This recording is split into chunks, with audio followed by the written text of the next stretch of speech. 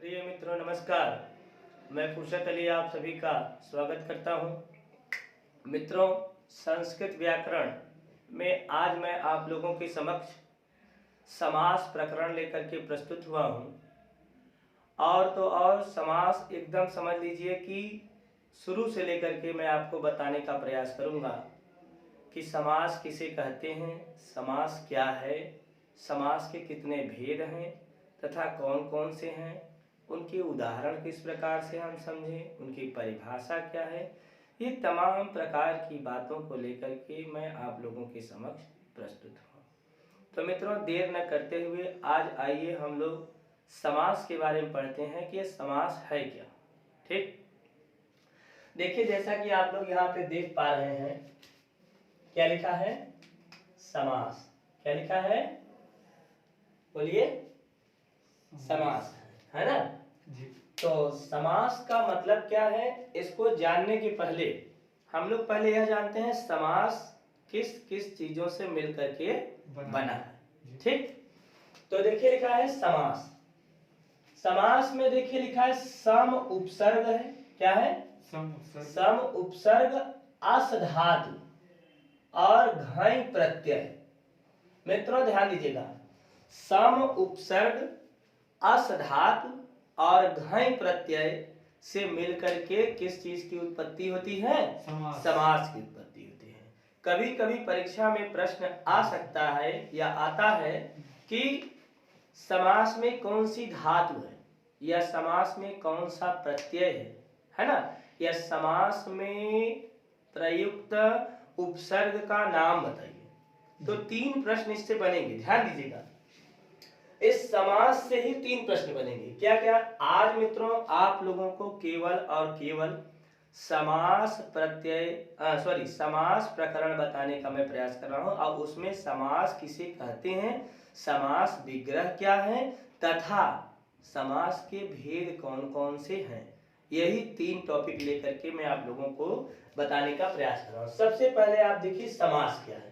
तो समास बना कैसे है? लिखा है सम अस घई। सम उपसर्ग अस धातु और घई प्रत्यय से मिलकर के किस चीज की उत्पत्ति होती है? समास की उत्पत्ति होती है। फिर आगे देखिए लिखा है अनेक पदानाम एक पदी भवनम समासः। अर्थात अनेक पदों का एक पद हो जाना ही समास कहलाता है। अनेक पदों का एक पद हो जाना क्या कहलाता है? समास कहलाता है ना।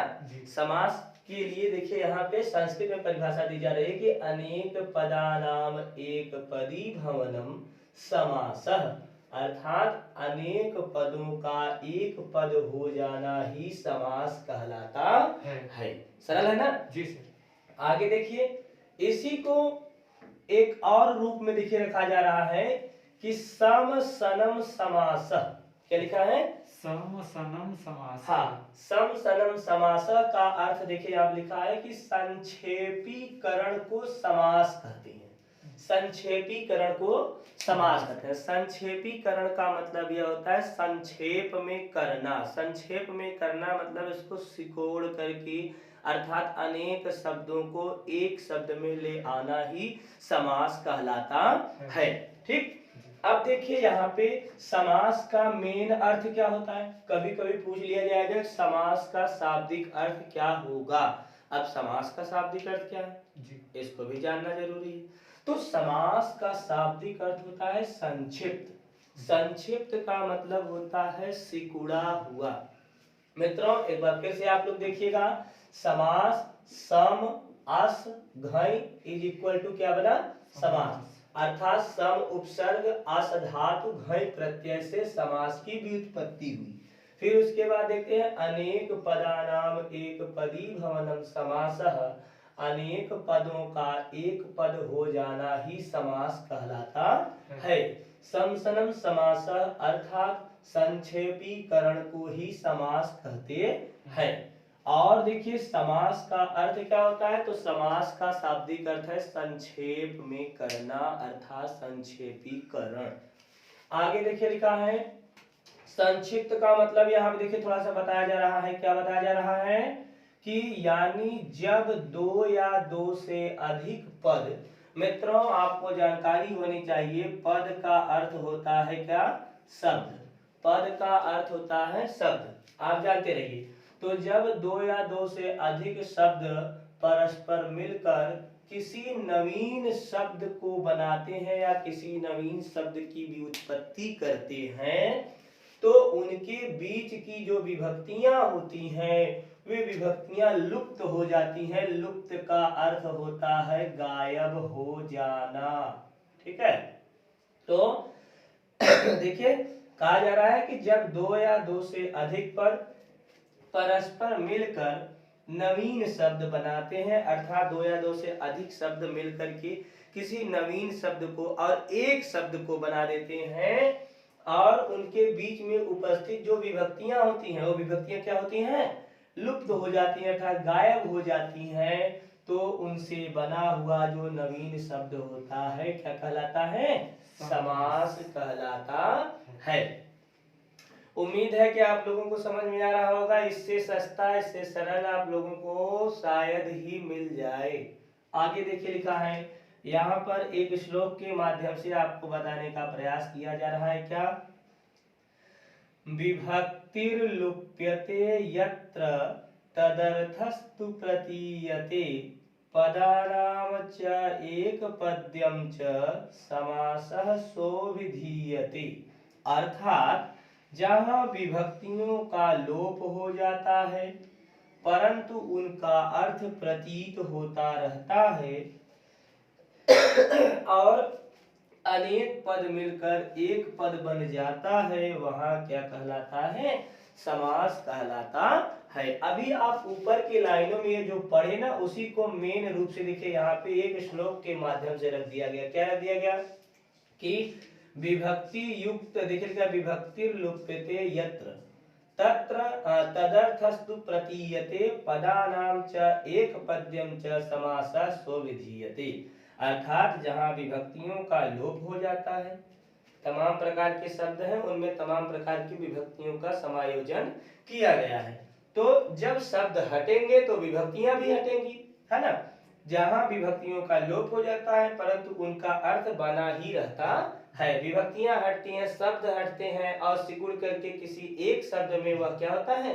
परिणित हो जाता है। अर्थ उसका वही रहता है। विभक्तियां हट जाती हैं, शब्द हट जाते हैं और अनेक पद मिलकर के किसी एक पद में जो है वे बन जाता है। उसी को क्या कहते हैं? समास कहते हैं। समझने के लिए देखिए यहाँ पे एक उदाहरण दिया जा रहा है। जैसे देखिए लिखा है, क्या? पहला उदाहरण है, देखिए लिखा है दशरथस्य पुत्र। दशरथस्य, इसमें देखिए षष्ठी विभक्ति लगी है। कौन सी विभक्ति लगी है? षष्ठी। दशरथस्य पुत्र अर्थात दशरथ के पुत्र, दशरथ के पुत्र। तो यहाँ पे देखिए ये विभक्ति, ये देखिए ये जो षष्ठी विभक्ति का यहाँ पे आगमन हुआ है, उसी देखिए कहा जा रहा है कि विभक्तियों का लोप हो जाता है परंतु उसका अर्थ बना रहता है। ये देखिए दशरथस्य पुत्र का विभक्ति जब लोप करेंगे तो यहाँ पे बना क्या? दशरथ पुत्र। तो दशरथ पुत्र भी जो है दशरथ के पुत्र के रूप में विराजित है। इसमें विभक्ति का क्या हो गया? लोप हो गया।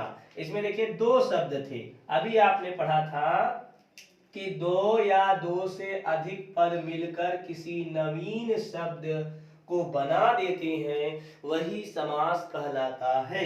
तो देखिए एक पद ये हो गया, दूसरा पद ये हो गया, दोनों मिलकर के किसी नवीन शब्द की उत्पत्ति किए, उसे ही क्या कहते हैं? समास कहते हैं। आगे देखिए दो, अभी देखिए इसमें दो था, अब यहाँ देखिए थोड़ा सा दो या दो से अधिक, देखिए 1 2 3 4, दो या दो से अधिक पदों के मिलकर के किसी एक पद का निर्माण करना। और कैसा पद? नवीन पद का निर्माण करना। पद तो नवीन हो जाएगा लेकिन अर्थ नवीन नहीं होगा, वही अर्थ होगा, है ना। तो लिखा है पीतम अंबरम यस्य स, पीतम अंबरम यस्य स, पीला है अंबर माने वस्त्र जिसका स मतलब वह है। तो देखिए एक शब्द, दो शब्द, तीन शब्द, चार शब्द, या एक पद, दो पद, तीन पद, चार पद, इन चारों पदों को मिला करके ये देखिए एक पद का निर्माण हुआ जिसका नाम पड़ा पीतांबर, अर्थात पीला है वस्त्र जिसका, है ना। अब देखिए यहाँ पे ये आप थोड़ा सा समास के बारे में समझने का प्रयास किए, आशा है आपको समझ में भी आया होगा, है ना। ये आपको जानकारी रखनी है। देखिए मोटा मोटी तौर पे आपको मैं इसमें से भी बता सकता हूँ कौन से प्रश्न परीक्षा में जो है ताल्लुक रखते हैं। जैसे आप परीक्षा तो छोड़िए, दैनिक जीवन में लोग चलतिया रास्ता पूछ देते हैं, अच्छा बताइए समास में कौन सी धातु है, अच्छा बताइए समास में कौन सा प्रत्यय है, समास में कौन सी जो है कि ये उपसर्ग है, अच्छा समास किन किन से मिल करके बना है, तब वहां पे जो है वो मूर्ख जुआने लगता है। हाँ, ये तो गुरुजी बताया ही नहीं है, ये तो हम जानकारी नहीं रखे हैं, या ये कह देंगे अरे यार ये तो हमारे गुरुजी बताया नहीं, आज जिस दिन पढ़ाए थे उस दिन हम गए ही नहीं थे, हम तो यहाँ से पढ़े हैं वहां से पढ़े हैं, तमाम प्रकार के प्रश्नों का संकलन। ये इससे बचने का प्रयास सीधा जानिए समास से कहते हैं सम अस घय सम उपसर्ग अस धातु घय प्रत्यय से समास का निर्माण हुआ, ठीक। फिर उसके बाद देखिए परिभाषाएं, इसमें से कुछ आएगा नहीं, बस आप जो है कि इतना जानते रहिए कि समास जो है दो या दो से अधिक पदों से मिलकर के देखिए नवीन शब्द को बनाते हैं और उनके बीच की जो विभक्तियां होती हैं उनका क्या हो जाता है, लोप हो जाता है, और एक पद में, एक नवीन पद में जब वो परिणित होता है उसी को क्या कहते हैं, समास कहते हैं, ठीक। इतना आप जान गए। अब आइए हम लोग इसके अगले वाले जो है कि भाग पर चलते हैं जिसका नाम है विग्रह, ठीक। अभी आप समास के बारे में पढ़े, अब आइए विग्रह। विग्रह का मतलब होता है अलग अलग रहना, ठीक। ये देखिए लिखा है कि वृत्त्यर्थावबोधकम वाक्यम विग्रह, क्या लिखा है, वृत्त्यर्थावबोधकम वाक्यम विग्रह, अर्थात समास वृत्ति के अर्थ का बोध कराने के लिए, देखिए समास वृत्ति के अर्थ का बोध कराने के लिए जो वाक्य होता है उसे क्या कहते हैं, विग्रह कहते हैं, ठीक है। क्या कहा जा रहा है, समास वृत्ति के अर्थ का बोध कराने के लिए, समास वृत्ति के अर्थात समास के संपूर्ण समास, जिस पद में जो समास रहता है उसके अर्थ का बोध मतलब ज्ञान कराने के लिए, उसके अर्थ को दर्शाने के लिए, उसके अर्थ को बताने के लिए जो वाक्य होता है उसे ही विग्रह कहा जाता है। जैसे देखिए यहाँ लिखा है कि पीतम अंबरम यस्य स, ये एक वाक्य हो गया, ये एक वाक्य जो है क्या कह रहा है, कह रहे हैं कि वाक्य होता है जो कि उसके अर्थ को बताता है। तो पीला है अंबर जिसका स मतलब वह है, अर्थात कौन, तो यहाँ उत्तर आएगा पीताम्बर अर्थात श्री कृष्ण। यहाँ देखिए क्या समझ, अभी पीताम्बरा में कौन सा समास है, दशरथ पुत्र में कौन सा समास है, ये बात की बात है, अभी केवल एग्जाम्पल के रूप में आपको समझाने का प्रयास किया जा रहा है, ठीक।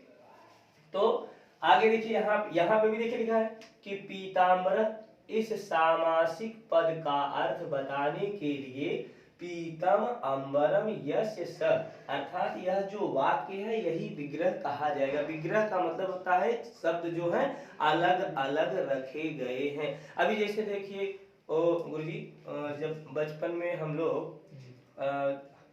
देखते थे, कुछ लड़कियां भी होती थी लड़के भी होते थे, जो छोटे छोटे बच्चे होते हैं वो देखिए गोटी खेलते हैं, जी है ना, जी सर, आपको खेले होगा, जी सर, है ना, हम भी खेले। अब क्या होता है उसमें 5 गोटियां होती हैं, उसको रख करके ऐसे करके ऐसे ऐसे पकड़ते हैं, ऐसे करते, गोटियां क्या होती हैं, अलग अलग रहती हैं, 5 गोटियां 5 तरह के भागों में डिवाइड रहती है, लेकिन उनको क्या करते हैं, इकट्ठा करके अपने हाथ पे रखते हैं। तो वही हाल समास का भी है ना, 5 अलग अलग गोटी रूपी शब्दों को किसी एक में कर देना समास कहलाएगा, और उसी को अलग अलग करके उसको अलग अलग भागों में डिवाइड करके कई शब्दों में विभाजित कर दे, वो क्या कहलाएगा, विग्रह कहलाएगा, सीधा सीधा। तो देखिए यहाँ पे आप समझ गए होंगे कि विग्रह क्या है। अब आइए हम लोग पढ़ते हैं अगला भाग, क्या है, समास विग्रह। अभी आप पढ़े समास क्या है, विग्रह क्या है। अब देखिए क्या लिखा है, समास विग्रह। ये क्या है, तो बताया जा रहा है समास, देखिए लिखा है विग्रह दो प्रकार का होता है। एक, अब देखिए यहाँ से थोड़ा जानकारी वाली बातें हैं, ये थोड़ा ऊपर लेवल का है। विग्रह भी देखिए दो प्रकार का होता है, एक लौकिक विग्रह और दूसरा अलौकिक। यहीं से समझदारी वाली बातें अब निकल करके सामने, यहाँ से आपको समझना ही पड़ेगा। आप जानते रहिए कि विग्रह कितने प्रकार के होते हैं, तो उत्तर आएगा दो। एक होता है लौकिक विग्रह, दूसरा होता है अलौकिक विग्रह। आगे देखिए लिखा है लौकिक विग्रह किसे कहते हैं, तो लिखा है लोक। लोक का मतलब होता है संसार, ठीक है। लोक के समझने लायक, संसार में उपस्थित जो है कि शब्दों को समझने लायक जो विग्रह होते हैं उन्हें क्या कहते हैं, लौकिक विग्रह कहते हैं। अर्थात जो संसार में, इस लोक में हम जैसे लोगों के द्वारा, पढ़े लिखे व्यक्तियों के द्वारा बोलचाल की भाषा में जो शब्द कहे जाते हैं उन्हें लौकिक विग्रह कहते हैं। या ऐसे भी कह दें कि लोक जन, अर्थात लोक भाषा के अंतर्गत जिन जिन शब्दों का दैनिक जीवन में प्रयोग होता है उनको हम लौकिक विग्रह के रूप में लाते हैं। कुछ ऐसे भी शब्द, कुछ ऐसे भी वाक्य, कुछ ऐसे भी वर्ण हैं जिनको लागू नहीं किया जाता है, जो सीधे सीधे रूप में आ जाते हैं, जो दिनचर्या की भाषा में प्रयोग किया, वे लौकिक विग्रह कहलाते हैं। जैसे देखिए लिखा है दशरथ पुत्र, इस सामासिक पद का लौकिक विग्रह होगा दशरथस्य पुत्र। लौकिक विग्रह मतलब बोलचाल की भाषा में हम लोग ऐसे बना देते हैं कि दशरथ पुत्र का विग्रह क्या होगा, तो लौकिक में यही बना देंगे कि दशरथस्य पुत्र, ठीक। लेकिन जब बात अलौकिक विग्रह की आती है तो देखिए लिखा है कि जो व्याकरण शास्त्र की दृष्टि को दर्शाने हेतु, जो व्याकरण शास्त्र की दृष्टि की प्रक्रिया को दर्शाने हेतु, शास्त्रीय प्रक्रिया हेतु विग्रह होता है। शास्त्रों के क्या बोलते हैं, व्याकरण के अनुसार जो प्रक्रिया होती है उसे क्या कहते हैं, अलौकिक विग्रह कहा जाता है, जो व्याकरण के अनुसार चलते हैं, ठीक। जैसे लिखा है दशरथस्य पुत्र, ये लौकिक हो गया, लौकिक मतलब साधारण रूप से। लेकिन दशरथस्य पुत्र में दशरथ के बाद स्य कैसे लगा, दशरथस्य में षष्ठी विभक्ति है तो षष्ठी विभक्ति का क्या विधान होगा, कौन सा सूत्र इसमें, कौन सा वर्ण, कौन सा जो है कि प्रत्यय लगा है, ये तमाम प्रकार की बातों को एकदम पोस्टमार्टम करके रखने की प्रक्रिया को अलौकिक विग्रह कहते हैं। अलौकिक विग्रह का मतलब यह होता है जो प्राचीन काल में व्याकरणों के द्वारा व्याकरण में रखे जाते थे, दर्शाए जाते थे, उनको अलौकिक विग्रह के रूप में रख दिए गए। और आजकल शॉर्टकट के जमाने में सीधा सीधा रखने की प्रक्रिया को हम क्या कह दिए, लौकिक विग्रह कह दिए, ठीक है। अब देखिए यहाँ पे वही दशरथ से पुत्र को देखिए अलौकिक विग्रह में कैसे तोड़ा जा रहा है, कहा जा रहा है कि दशरथ नस पुत्र सु, यह दशरथ पुत्र इस सामासिक पद का अलौकिक विग्रह है। अब ध्यान दीजिएगा, दशरथ पुत्र का लौकिक विग्रह जो था वो था दशरथस्य पुत्र, ठीक। लेकिन जब अलौकिक विग्रह आया तो अलौकिक विग्रह में दशरथ के साथ षष्ठी विभक्ति एक वचन सुख प्रत्यय का नस प्रत्यय जोड़ा गया है ना, और पुत्र का जो है सु जोड़ा गया, सु प्रत्यय, माने दशरथ में नस प्रत्यय और पुत्र में सु प्रत्यय जोड़ करके दशरथ नस पुत्र सु, तब जाकर के इसका अलौकिक विग्रह बना क्या, दशरथ नस पुत्र सु अर्थात दशरथ पुत्र। लेकिन दशरथ पुत्र को लौकिक विग्रह आजकल जो किताबी भाषा है सीधे सीधे शॉर्टकट के रूप में सरलता की दृष्टि से जो रखे जाते हैं तो वो दशरथ से पुत्र।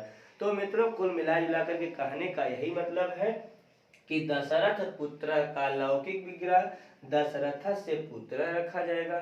लेकिन अगर अलौकिक विग्रह माने जो व्याकरण शास्त्र में लिखा गया है तो उसके अनुसार दशरथ पुत्र का हो जाएगा दशरथ पुत्र सु या अलौकिक विग्रह होगा।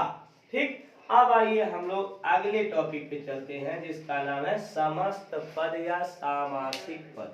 समस्त पद या सामासिक पद का मतलब ऐसे करके ऐसे कर देना, अर्थात अनेक बिखरे हुए शब्दों को जोड़ करके एक नवीन शब्द बना देना ही क्या कहलाता है? सामासिक पद या समस्त पद। ये क्या है? कहा जा रहा है समास होने पर जो शब्द बनता है, कोई बताए?